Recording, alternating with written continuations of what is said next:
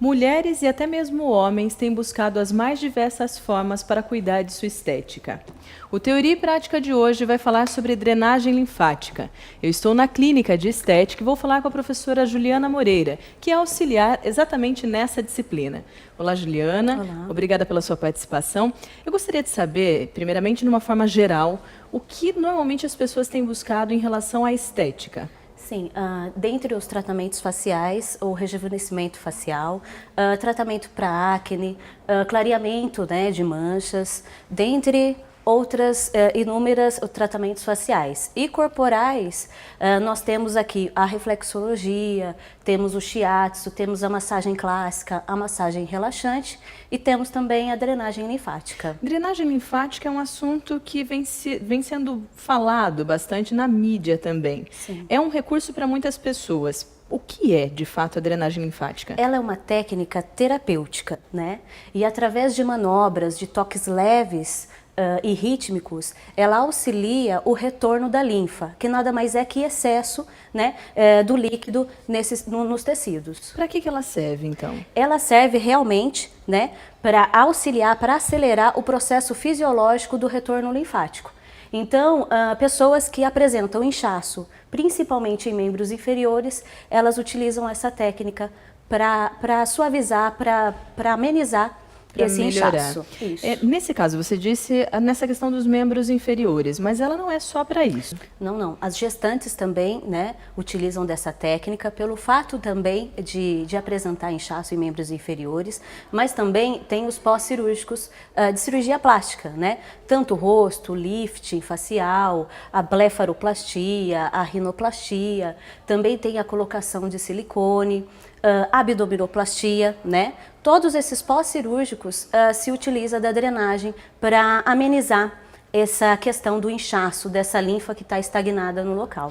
Você falou nessa questão do pós-cirúrgico. Normalmente o médico que pratica algum tipo de cirurgia, ele já indica a drenagem linfática? Sim, sim. Frequentemente a gente graças a Deus, a gente está encontrando essa parceria com os médicos, né, que fazem essa prática de cirurgia. Normalmente vocês recebem algumas pessoas e as alunas podem se exercitar, praticar. E o que mais normalmente vocês recebem como necessidades das pessoas na drenagem linfática? Olha, a gente recebe gestante para trabalhar esse inchaço de membro inferior, questão de celulite também, que nada mais é que o excesso de líquido no tecido, e também pós-cirúrgico. Essas são as maiores procuras. Sim, sim. A aluna que normalmente tem que fazer esse trabalho ou praticar, em qual semestre ou em qual ano ela está? No quinto período do terceiro ano. Isso. E elas já conhecem toda a técnica e Sim. podem começar a praticar. Já viram, né, a técnica, já tiveram a teoria da drenagem e elas começam a praticar aqui nos estágios. Existe algum risco de fazer uma aplicação inadequada? Eu sei que a gente vai ver na prática como é essa aplicação, mas existe algum risco em fazer de forma inadequada? Sim, existe. As pessoas têm uma maneira errônea, né, de entender que a drenagem linfática ela tem que doer, tem que deixar marcas. E não. Se acontecer de a pessoa receber essa drenagem e aparecer manchas e ter dores, né, essa prática está sendo realizada de maneira errada. De maneira errada. Sim. Então eu vou te pedir para que a gente vá para a prática. Sim. E conheça de fato como é essa aplicação, que eu sei que agora, nesse momento, tem lá uma pessoa recebendo drenagem. Com certeza. Nós vamos para lá e já voltamos.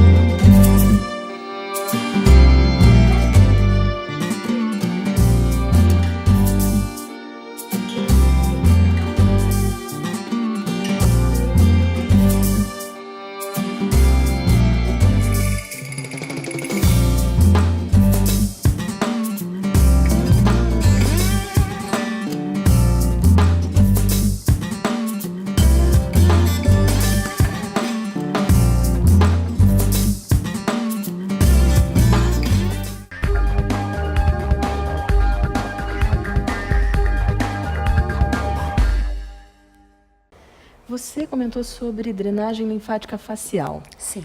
Eu nunca tinha ouvido falar. Para que serve a facial? Para os pós-operatórios faciais, né? Para mentoplastia, né? Que é feito aqui na papada, né? da pessoa.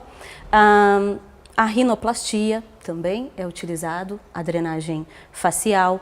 A blefaroplastia, que são as regiões dos olhos. Então, ela é utilizada para o lifting também, né? Da face, ela é utilizada para todas essas cirurgias feitas na face. Isso, e é o que ela está demonstrando, Sim. basicamente assim. Eu percebo que são de fato os toques mais leves. Por que tem que ser toques leves? Tem que ser porque o sistema linfático ele é superficial e ele apresenta válvulas, então não há necessidade de ter uma pressão tão grande assim. Então sugere-se a literatura que tem uma pressão de 30 a 40 milímetros de mercúrio. Então é nesse sentido que precisa do toque Isso. leve. Eu te confesso que me incomoda um pouco. Eu gosto e tenho aquele costume da massagem que a gente sente mais. Sim. E já me disseram que o nome normalmente utilizado é a massagem drenante. Isso. Qual a diferença entre elas? Bom, a drenagem linfática, a diferença é que ela é feita local, tá? Não é feita no corpo todo. Ela tem duas manobras somente. A de captação, onde vai captar a linfa, né, através dos capilares, e a manobra de evacuação, que vai conduzir esse fluxo dessa linfa através dos pré-capilares, dos pré-coletores e dos coletores linfáticos. Já a massagem drenante, ela é para o corpo todo, tá? E a drenagem linfática, ela é a trabalho o retorno linfático. Já a massagem drenante, ela trabalha o retorno venoso, ela é feita no corpo todo e a massagem drenante, ela utiliza algumas manobras da massagem clássica, que é o deslizamento, né, o amassamento e a fricção. Então é essa a diferença. Se eu falar em resultado, é o mesmo resultado para os dois ou não? Não, porque na verdade a drenagem linfática é mais voltado para excesso, né, de líquido que está estagnado no local, que é a linfa. Já a massagem drenante, ela tem o foco para retorno venoso, ajuda a circulação venosa. Ok. Quando você fala em inchaço, que nós comentamos no bloco anterior, e até a procura em relação à celulite, ela auxilia por quê? Porque normalmente ela tira mais o líquido da pele, do organismo, eu não sei como é a linguagem disso. Isso, o líquido que fica estagnado no local, na questão da drenagem linfática. Já a massagem drenante, ela vai auxiliar a circulação sanguínea. E eu posso dizer que é necessário ter aquela vontade de urinar, e isso é o resultado? A gente vê o resultado da drenagem de uma forma geral com essa vontade ou não tem relação? Da massagem drenante, sim. Porque aí você auxilia o retorno venoso, né? E aí você vai ao banheiro assim que você recebe a massagem. Já a drenagem linfática é no dia anterior, no dia posterior. Certo. Tá? Que aí você vai ter o efeito. Juliana, eu queria saber também sobre contraindicações, até TPM, algumas questões mais específicas, mas a gente deixa para o próximo bloco. Sim. Ok? Então, no próximo bloco, algumas contraindicações, riscos e também outras possibilidades de uso da drenagem linfática.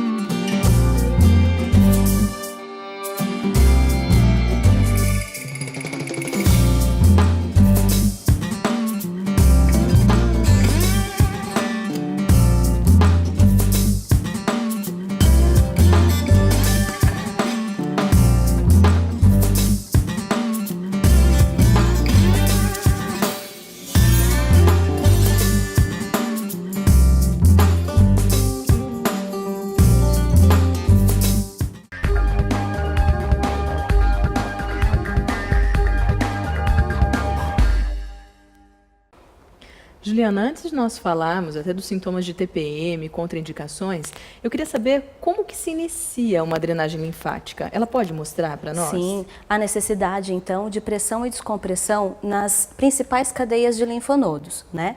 Que é o supraclavicular, né? O infraclavicular, as cadeias de linfonodos axilares as inguinais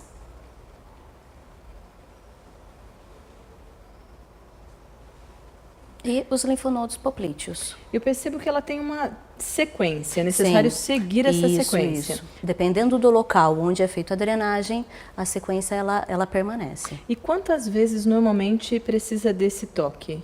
De 6 a 7 vezes. Em cada ponto? Em cada ponto. Tá ok. Em relação à diminuição de sintomas de TPM, isso é lenda ou isso é realidade? É realidade, porque, na verdade, os movimentos suaves, né, e rítmicos auxiliam no processo de relaxamento. Então é uma realmente, junção. isso mesmo, diminui aquele sintoma dessa tensão pré-menstrual. Eu não preciso necessariamente usar, então, somente para TPM, mas como uma massagem relaxante. Sim, porque como nós falamos, né, agora há pouco, a massagem drenante também há necessidade dessas pressões, né, de 30 a 40 milímetros de mercúrio nas regiões das cadeias de linfonodos e praticamente ela também trabalha o relaxamento corporal. E agora acho que uma pergunta que muita gente quer saber. Ajuda a emagrecer? Não. Essa é uma ideia, né, um conceito errado que a população tem sobre a drenagem linfática emagrecer. Na verdade, como eu já disse, ela trabalha, ela acelera o processo fisiológico do retorno linfático, daquele excesso de linfa que está no local. Agora, o que auxilia o emagrecimento, na verdade, é a atividade física auxiliado a uma alimentação saudável. E medida? Eu sei que às vezes tem relação o emagrecimento e a perda de medida, às vezes não. Assim, pode até aparecer, né, a perda de medida, mas é a questão do inchaço e não da gordura. Então é bem superficial. Sim. E até em relação às sessões, eu posso fazer todo dia drenagem linfática? Se for por finalidade estética, né, pode ser feita 2 vezes na semana. Agora, se for por casos de pós-cirurgia plástica, de início é todos os dias. Porque aí realmente precisa para essas regiões. Porque o líquido vai estar estagnado por tantas lesões que ocorreu através da cirurgia, então a necessidade, sim. Digamos que não tenha a ver com cirurgia, só por uma questão estética. Existe algum risco em fazer mais do que 2 vezes na semana? Não, não necessariamente. Na verdade, não. Porque a questão da duração é 1 hora, né? De duração. 1 hora por sessão. Isso. Por exemplo, na questão de celulite, né? Vai trabalhar a questão daquele líquido que está em excesso. Então vai ficar naquela região de pernas, glúteos, e aí é uma questão de trabalhar esses 40 minutos, 1 hora. E 40 minutos é 1 hora fazendo essa pressão em cada um dos pontos? Das cadeias de linfonodos, sim. E depois trabalhar manobras de captação e evacuação no local onde vai ser trabalhado. Então tem mais essas questões que são Isso, essas manobras que ela está realizando agora. E contraindicação? Tem alguma que uma pessoa não possa fazer drenagem linfática? Sim. Na questão da insuficiência cardíaca e renal, pela drenagem impedir um trabalho maior do coração e do rim, nas tromboses, porque a gente pode provocar uma embolia, né, desse trombo. Também nas infecções agudas, a gente pode acelerar o processo infeccioso. Essas são as contraindicações mais relevantes, vamos dizer assim. Lógico mais que tem normais. outras contraindicações. E, por exemplo, uma pessoa que seja hipertensa, também é contraindicado? Não, ela é indicada, porque como são movimentos leves, né, e repetitivos, a pressão ela tende a diminuir. Além da hipertensão ser uma indicação, nós temos também o linfedema, que é um inchaço crônico. E também é utilizado na pós-mastectomia, da retirada da mama por células cancerígenas. Porque cada vez também isso tem sido mais comum. Sim. Então, no momento em que o cliente chega para a esteticista e apresenta o quadro de pós-mastectomia e houve a retirada de todas as células cancerígenas, a drenagem linfática ela é indicada sim, porque provavelmente vai ter um inchaço, né, principalmente em membro superior, próximo ao local, e essa linfa ela vai ser conduzida mais facilmente, né, vai acelerar o processo fisiológico dessa linfa. Ok, Juliana, para quem está assistindo e quiser vir para a clínica para testar a drenagem linfática aqui como cliente, sim, pode vir, que também existe aí toda uma triagem, né? Com certeza, as tem uma avaliação. Fazem isso. Isso, tem uma avaliação feita para cada cliente que chegar e a indicação da melhor terapia, da melhor possibilidade, não necessariamente uma drenagem linfática. Sim. Certo. É isso aí. Esse foi o Teoria e Prática sobre drenagem linfática. Agradeço a participação e as explicações da professora Juliana Moreira, Obrigada. da Tami, que ficou aplicando, e da Gabriela também, que nos auxiliou. Dúvidas e sugestões, teoriaeprática@uniararas.br. Até a próxima!